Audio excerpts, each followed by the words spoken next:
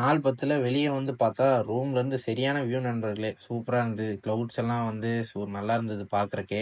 நாள் ஆரம்பிச்சோனே நம்ம காஃபி போடலைன்னா அன்னைக்கு நாள் ஓடாது. அடடா! நல்ல டேஸ்ட்டு.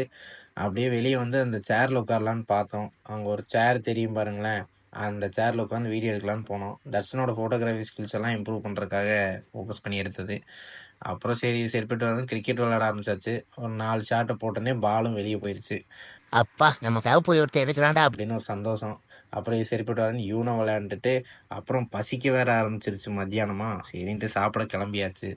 ஊட்டி ஜங்ஷன் போறதுக்கு 11 கிலோமீட்டர் போனோம். போயிட்டு இவனுங்க வரவே மாட்டேங்கிறானுங்க. அதுக்குள்ள சரி ஒரு இங்கி பிங்கி பாங்கி போட்டு சூஸ் பண்ணலான்னு, இங்கி பிங்கி பாங்கி போட்டு சூஸ் பண்ணதில் கிடைத்தது இந்த ஹோட்டல். இங்க தான் நம்ம மதிய உணவு. போயிட்டு அதுக்குள்ள ஒரு டீயை சாப்பிட்டு போயிடலாம் அப்படின்னு சொல்லிட்டு போனா, உனக்கு 1 வேணாமா கேக்கு 2 தான் வேணுமாமா அடிச்சுட்டு டீ அடிச்சுட்டு சரி ஒரு வழியாக சாப்பிட போகலான்டா வாங்கடா அப்படின்னு சொல்லி இவனுங்களை எடுத்துகிட்டு போகிறக்குள்ளே எனக்கு போனால் இது எல்லாத்துலேயும் மெனுவில் இருக்கிற எல்லாத்துலேயும் 2 வேணும் அப்படிங்கிறானுங்க.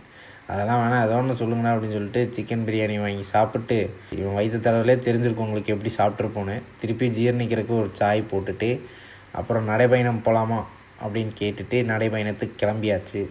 போகிற வழியில் எல்லாம் ஷாப்பிங்லாம் பண்ணிவிட்டு எல்லாம் பேசிட்டு சிரிச்சிட்டு திருப்பி ரூமுக்கு வந்தாச்சு.